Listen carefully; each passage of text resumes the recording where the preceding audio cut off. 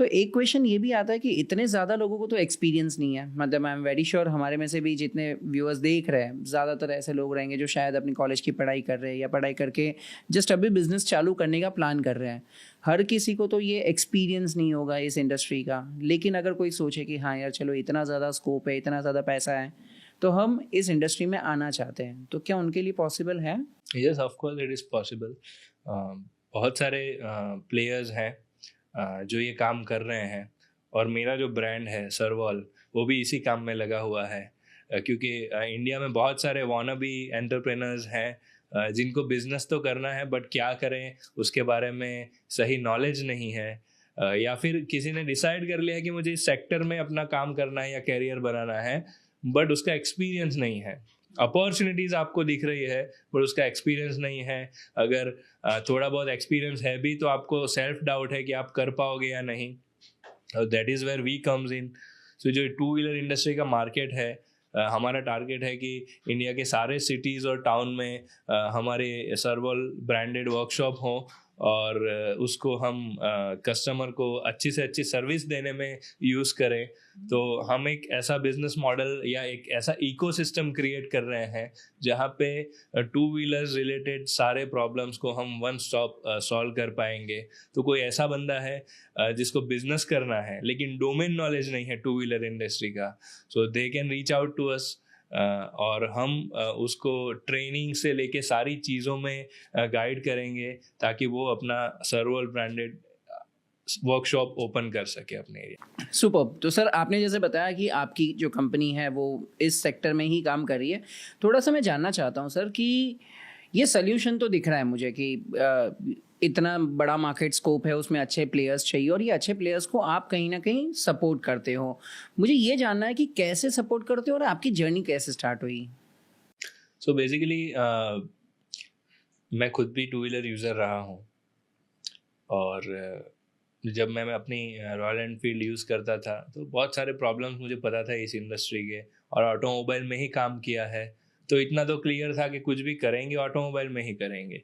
और two wheeler का जो प्रॉब्लम है वो विजिबल था कि वहाँ पर कस्टमर को कमोडिटी की तरह ट्रीट किया जा रहा है। जैसे मतलब नंबर ऑफ टू व्हीलर्स इतने ज़्यादा हैं और सर्विस प्रोवाइडर इतने कम हैं, तो डिमांड सप्लाई के गैप की वजह से कस्टमर को प्रॉपर सर्विस नहीं मिल रहा। आज मैं आपके पास बात करूं, अगर आपके पास एक फोर व्हीलर है और उसके साथ साथ एक टू व्हीलर है, कस्टमर वही है, उसका बाइंग पावर वही है, उसको लग्जरी सेम ही चाहिए, उसको कंफर्ट उतना ही चाहिए जो फोर व्हीलर वर्कशॉप या फोर व्हीलर ब्रांड प्रोवाइड कर रही है, बट टू व्हीलर के कोई भी वर्कशॉप में वो चीज़ प्रोवाइड नहीं हो रही। तो क्या कस्टमर को वो नहीं चाहिए? रॉन्ग, कस्टमर को वो चाहिए, बट कस्टमर को नहीं मिल रहा है due to absence of any player के जो कस्टमर सर्विस प्रोवाइड नहीं कर पा रहा है।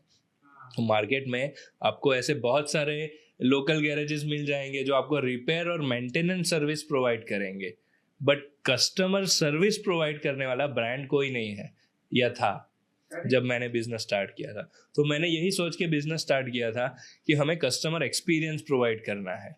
मेंटेनेंस तो हर एक जगह पे मिल जाएगा, बट कस्टमर को कंफर्ट मिलना चाहिए, कन्वीनियंस मिलना चाहिए। अगर कोई गैरेज पे जा रहा है तो आपके साथ कौन सा मैकेनिक अच्छे से बात कर लेता है? अगर आपके घर पे कोई लेडी टू व्हीलर यूज़ कर रही है तो क्या वो कंफर्टेबल महसूस करती है अपने टू व्हीलर को सर्विस में देने के लिए?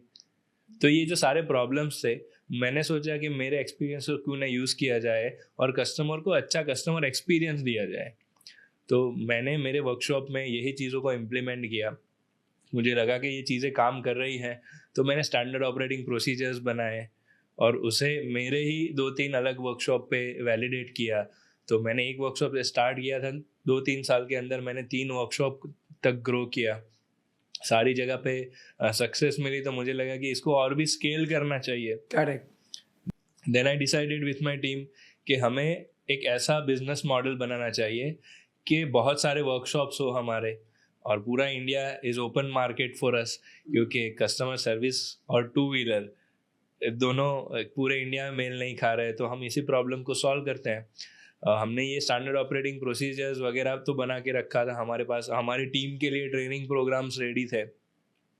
हमने सोचा कि हम अगर खुद वर्कशॉप ओपन करने जाएंगे सिटी बाय सिटी तो it will take lot of time, और उसको अगर जल्दी स्केल करना है, थोड़ा फास्ट पेनिट्रेट करना है, तो हमें कोई ऐसा मॉडल ढूंढना पड़ेगा जहाँ पे ये स्केलिंग इजीली पॉसिबल हो पाए। और दूसरी चीज़ एक और थी कि हमें कस्टमर एक्सपीरियंस को मेंटेन भी रखना था, तो हमें ऐसे बिजनेस पार्टनर्स चाहिए थे जो खुद बिजनेस के अंदर इन्वॉल्व हो, चाहे वो अपना 100% टाइम ना दे पा रहे हो, बट अपने वर्कशॉप या अपने सर्विस सेंटर पे क्या हो रहा है उसके लिए अवेयर हो। तो हमने डिसाइड किया कि फ्रेंचाइजिंग एक ऐसा बिजनेस मॉडल हो सकता है जहाँ पे हमको वो स्टेक होल्डर भी मिल जाएगा, इन्वेस्टर भी मिलेगा, और हम सारी चीज़ों को इम्प्लीमेंट भी कर पाएंगे हमारी ट्रेनिंग के थ्रू। हमने डिसाइड किया कि हम इसे फ्रेंचाइज करेंगे। फ्रेंचाइज करते करते हमने कुछ आउटलेट तक एक्सपैंड किया। फिर देखा कि इस इंडस्ट्री में कोई डिजिटल प्लेयर नहीं है। उस टाइम पे जब हमने स्टार्ट किया था, गो मैकेनिक 4-व्हीलर इंडस्ट्री के अंदर वाज गोइंग लाइक एनीथिंग। लोगों को 4-व्हीलर सर्विस करवानी है तो गो मैकेनिक की ऐप पे जाके वो अपना सर्विस बुक करवाते थे, और 2-व्हीलर में वो स्पेस नहीं था कहीं पे अवेलेबिलिटी। तो हमें लगा कि एक पूरा इकोसिस्टम बनाते हैं जहाँ पे कस्टमर के लिए कन्वीनियंस हो, वो घर बैठे अपना सर्विस बुक करवा पाए, वो वेबसाइट पे जाके देख पाए कि अपने एरिया में कौन से उसको वर्कशॉप्स मिलेंगे, वो सारे वर्कशॉप हमारे कंट्रोल में हो और उसे स्टैंडर्डाइज एक्सपीरियंस मिले। सही है। कस्टमर अगर मेरे पॉइंट ए पे जा रहा है एक्स वर्कशॉप पे, तो भी उसे वही एक्सपीरियंस मिलना चाहिए, वाई पे जा रहा है तो भी उसे वही एक्सपीरियंस मिलना चाहिए। तो हमने ये पूरा इकोसिस्टम डिज़ाइन किया, डिजिटल प्लेटफॉर्म रेडी किया। हमारा उस टाइम पे हमने वेबसाइट से स्टार्ट किया था, आज हमारे पास एंड्रॉयड एप्लीकेशन, iOS एप्लीकेशन भी अवेलेबल है। तो कस्टमर काफ़ी सारे वहाँ से हमें आ रहे हैं। जैसे कि कोई कस्टमर हमारी ऐप पे, सर्वॉल की ऐप पे जाके अपना सर्विस बुक करवा रहा है, तो उसके पास वो व्हीकल छोड़ने के लिए टाइम नहीं है, तो हमने पिकअप एंड ड्रॉप जैसे सर्विसेज देना स्टार्ट किया, उसे सक्सेस मिली। हमने देखा कि नई नई टेक्नोलॉजीज आ रही हैं। अगर लास्ट 2 साल की बात करूं तो जो कस्टमर लोकल गैरेज पे जाके अपना सर्विस करवा रहा था कुछ पैसा बचाने के लिए या अपने कन्वीनियंस के हिसाब से, या फिर उसकी बहुत ज़्यादा पहचान है छोटू बबलू से कि वही अपना सर्विस कर रहे हैं, बट अब आज के ज़माने में छोटू बबलू के पास वो नॉलेज नहीं है कि वो BS6 व्हीकल को सर्विस कर पाएंगे, EVs को सर्विस कर पाएंगे। तो हमने हमारा ट्रेनिंग सेंटर बनाया। इस सारी चीज़ों के लिए हमने खुद को प्रिपेयर किया और हमारे सारे वर्कशॉप्स को प्रिपेयर किया, ताकि ये जो पूरा इकोसिस्टम है वो कंप्लीट हो पाए, जो एंड यूज़र है उसको अच्छा एक्सपीरियंस मिले, कन्वीनियंस मिले, और हमारे वर्कशॉप्स हैं जो फ्रेंचाइज वर्कशॉप, उन्हें प्रॉपर सपोर्ट मिले। करेक्ट।